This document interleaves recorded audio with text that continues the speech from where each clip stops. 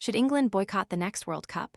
England's World Cup dreams might have ended in heartbreak earlier this month, but there's a chance they won't even feature at the next one. And no, it isn't because of fears they'll fail to qualify for the finals for the first time since 1994.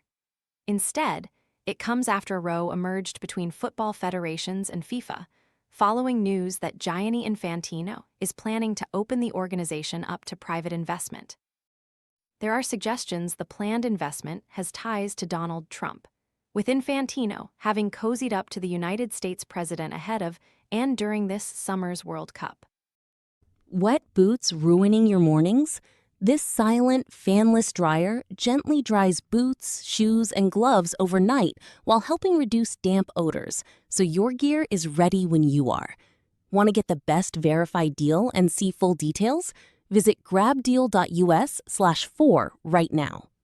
UEFA, as well as other confederations, have reacted strongly to the news, with suggestions a boycott could be on the cards should FIFA push through with their investment plans.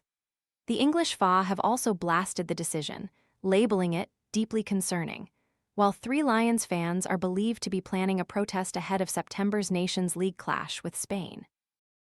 How serious the threat of a boycott actually is remains to be seen, but ahead of an emergency meeting involving all 55 UEFA confederations, it's certainly being considered. Should England boycott the next World Cup amid talk of Infantino selling off the most prestigious sporting event on the planet? It is unclear at this moment whether the proposed boycott would relate to just the men's tournament or the Women's World Cup as well. The Women's World Cup is set to take place in Brazil next year, with qualifying having already got underway. Meanwhile, the next Men's World Cup is penciled in for Spain, Morocco, and Portugal, as well as 3 one-off matches in Argentina, Paraguay, and Uruguay to celebrate the centenary of the tournament. Should a boycott take place, that would presumably alter the hosting arrangements, given both Spain and Portugal are part of UEFA.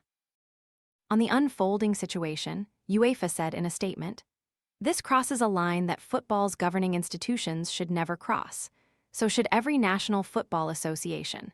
So should every stakeholder, leagues, clubs, players, supporters, governments, and everyone who cares about the future of the game. The soul and governance of football are not assets to trade, especially with zero transparency as to who gains financially. None of us are the owners of football.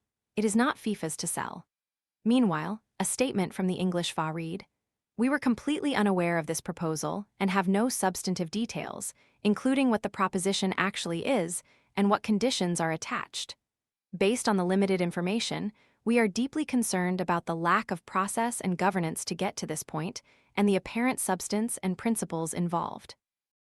When the proposal is shared in the full and transparent way now promised by FIFA, we will make our views clear and comment further."